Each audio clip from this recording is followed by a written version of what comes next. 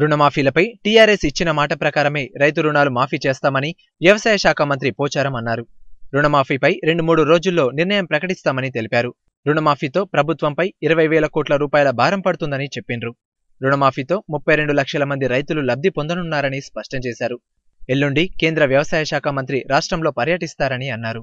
రాష్ట్రంలో veterinary, horticulture యూనివర్సిటీలను ఏర్పాటు చేయాలని కేంద్ర మంత్రిని కోరనున్నట్లు తెలిపారు. రుతుపవనాల కోసం మేఘమథనం చేయాల్సిన అవసరం లేదని, రుతుపవనాలు సహజంగానే వస్తాయని ఆయన తెలిపినరు. మీటింగ్ పెట్టేసుకుని దానికి తుది ఆమోదం తెలపడం జరుగుతుంది. వితిన్ 2-3 days బ్యాంకర్స్ నుంచి రావాలి ఇక సమాచారం. మా ప్రభుత్వం తరఫున మేము అంగీకారం తెలుసుకున్నాం కదా. శాసనసభలోనే సీఎం గారు చెప్పారు, అంటే ఆంక్షలేం లేవు.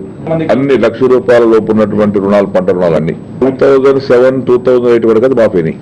అంతకుముందు గవర్నమెంట్ 3,318 కోట్లు UP government, Telangana share, Telangana భాగం 3,318 కోట్లు మాఫీ చేశారు. ఇప్పుడు మేము చేయబోయేది 20,000 కోట్ల పైన ఉంటుంది. పంట రుణాలు ₹1,00,000 వరకు ఉన్నటువంటి పంట రుణాలు కొత్త అయినా పాత అయినా మాఫీ చేస్తాం.